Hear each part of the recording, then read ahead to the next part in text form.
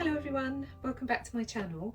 It is the most beautiful spring day here and I've decided to get started with my indoor greenhouse, and I thought I would take you along and show you what I will be planting. Recently I upcycled a glass display cabinet, made my indoor greenhouse, and it's been set up and ready for probably about a month.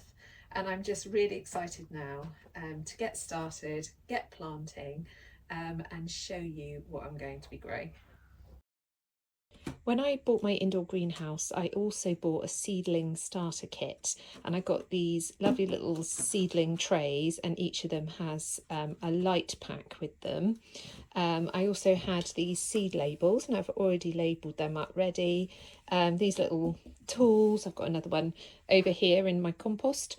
And this is what I'm planning to grow. So the first is Cosmos. I absolutely love this. It's a really tall flower, which I love. I love to use for cuttings, but I just love looking out into the garden and seeing that one. I'm growing Verbena bonariensis. I haven't grown this before, but there's loads of times when I've been out and about and I've taken a photo of it and I've loved it. So I'm going to have a go at growing that. Verbascum, which for me sort of looks sort of similar to the Delphinium, which I love, but I've always struggled to grow. So going to give this another go this year. And Canterbury Bells, which are absolutely one of my favourite plants. They're sort of medium-sized height, but so they're lovely sort of nearer the front of the border. You can see that there's certain colours that I like, but I particularly like purples. So I have to really work hard to find other colours and other plants that will work with them that I actually like. I've got a few others over here. These are some foxgloves left over from last year. I've got this one, which I'm probably just going to, it's a mixture, and I think I'm just going to scatter those later on in the spring. Some Rudbeckias, they didn't do brilliantly last year, but I thought they may work better in one of my trays, and then using the heat mat or the light boxes. But I will probably, what I will do is grow that possibly later, or even on the windowsill. And then I've got this mixture, which I thought was such good value. So I've got all of these seeds, butterfly flower, Gladia, haven't grown that before, foxgloves, lavender, Cosmos, which you know I love, and stock, again, I love that.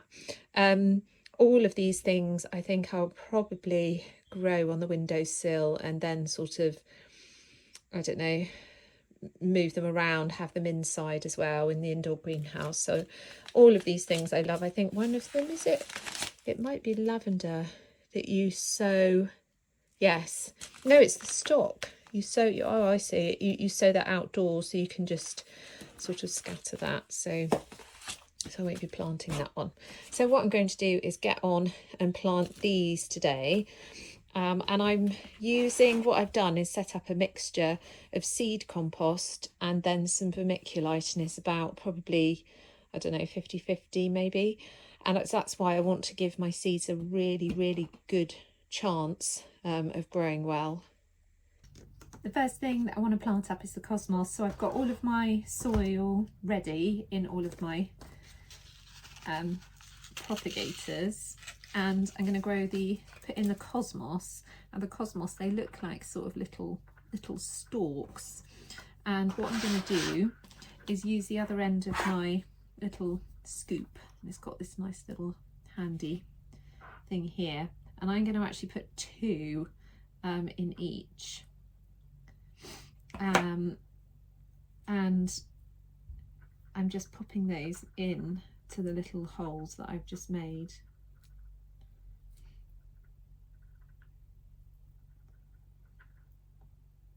There we go.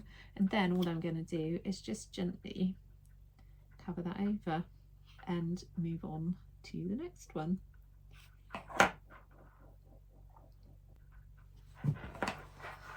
What I'm really hoping is at least one in each plug will grow well, and I will be able to then transplant those, and I'll have, you know, some bigger plants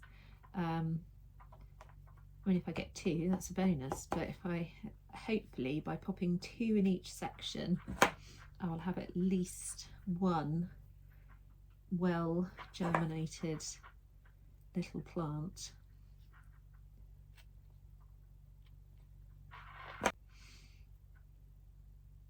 So I was wondering, what are you planning to grow this year wherever you are in the world? I'm always so interested to know what people can plant in other parts of the world. I mean, you know, you can try things in this country, and certainly where we live in Somerset, it's not as hot, or as somewhere like Cornwall, Devon and Cornwall, where you can probably grow, you know, things that are palm trees and things like that. But, you know, I'm always really interested to know, you know, what are your favourite things to grow where you live?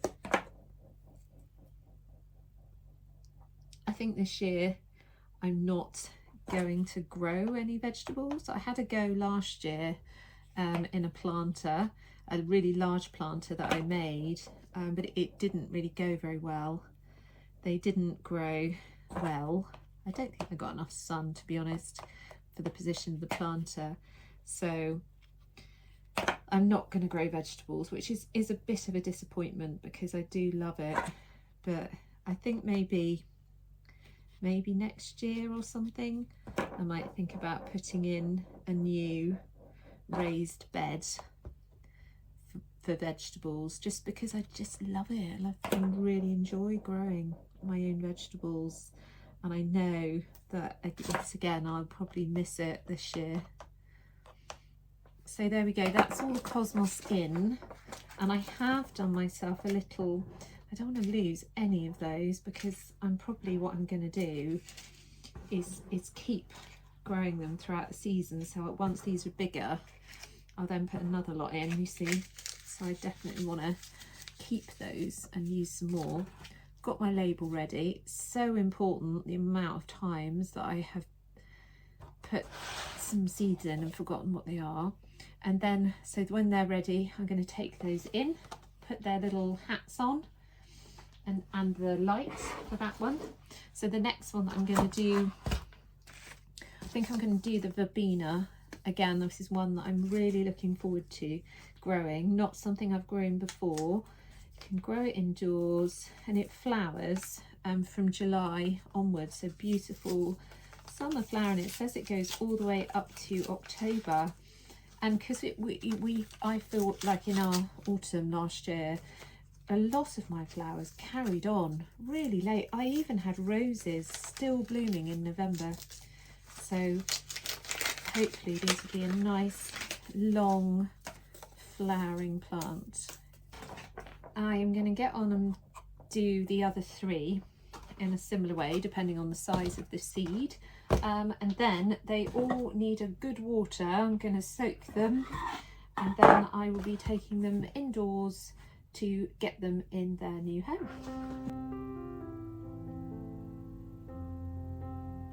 I do find planting my seeds incredibly relaxing and mindful. I can hear, I'm aware of birds, I can hear little birds outside. The sun is just starting to set a bit. It's just so beautiful to finally, you know, get outside and just be able to enjoy nature again after what's been a really dull winter.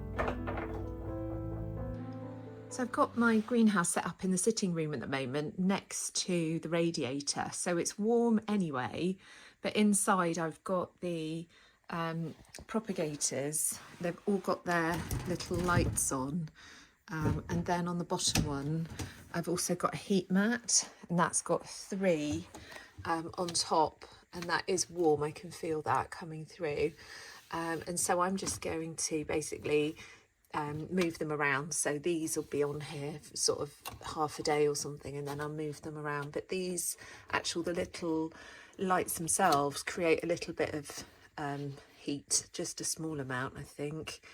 Certainly they were starting to look a little bit like hazy, so hopefully they are warm. I obviously need to keep them moist.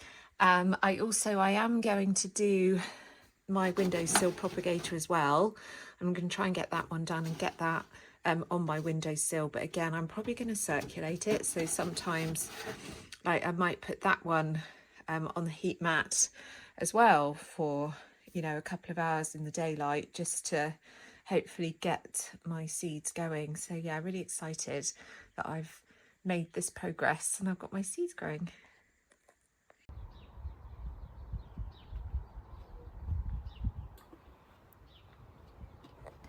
Fast forward a few weeks and I've brought my greenhouse outside. If it's dry, then I do get my seeds out and place them on top, but because we haven't had a last frost, we still have some bit of frost in the mornings, I do still put my seeds away again at night time. I really can't wait to plant them out.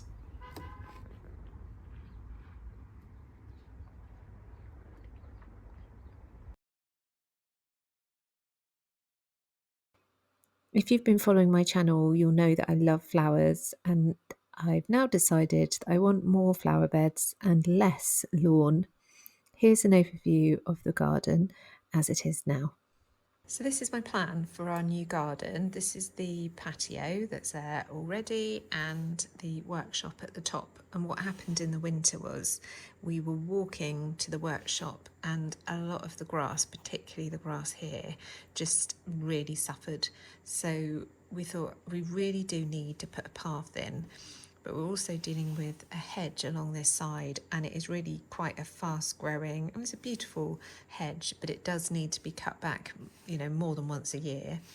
So what we've done so far is put in this path here, and we've gravelled it and then some slabs. So that's so that I can easily get here and cut the hedge and even put a ladder up and do the top, that kind of thing.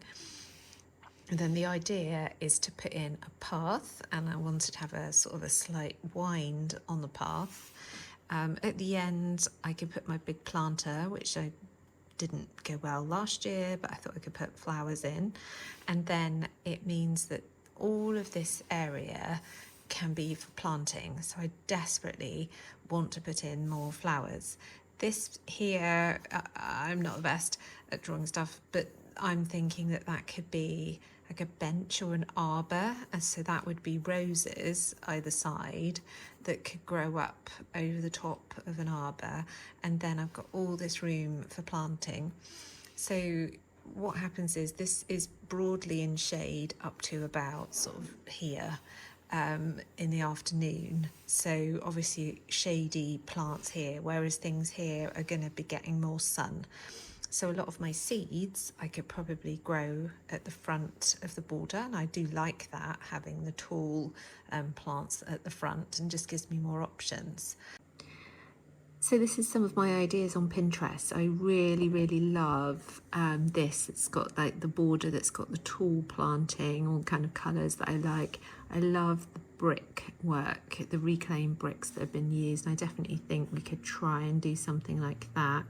I think that one on the left is probably really sort of very similar to the kind of thing that I'm looking for, to do something like that, and particularly having like the little curve. I think that would be lovely. And this is just an idea of a really nice arbor with planting up the sides. I think that could look really beautiful and be a lovely sort of shady spot in the summer. And then I started finding all these sort of unusual paths, and how you could actually get quite creative with it. I really like this kind of thing. Whether we're actually going to do it, but I just think it's really nice, and just something to think about, because I definitely think like over the years we've sort of gathered and gained pebbles and tiles and things like that, and you could really do something a bit different and make it look really pretty. With the planting here, I'm looking at things like the Acer. I love that. Look at that dwarf cherry tree. That's so pretty. The weeping trees. And they do work. They do seem to work in small spaces or in pots. And a pot might not be a bad idea, actually, because I could move it around. hostas. Hostas, interesting. In my last house, the slugs loved them. I'd have to see how that goes. Hellebores I absolutely love, and I'm definitely going to grow some. The skimmia, and the other thing I've got here is some astilbes, which I really like. I love the height of them, the colours, so those are a few options. If you have any other ideas about any plants that I could grow in my garden, so I'm going to have shade, partial shade, and then full sun on the edge of the border, then please leave a comment and let me know what you think I might be able to grow in the garden, because I would love to know what works for you.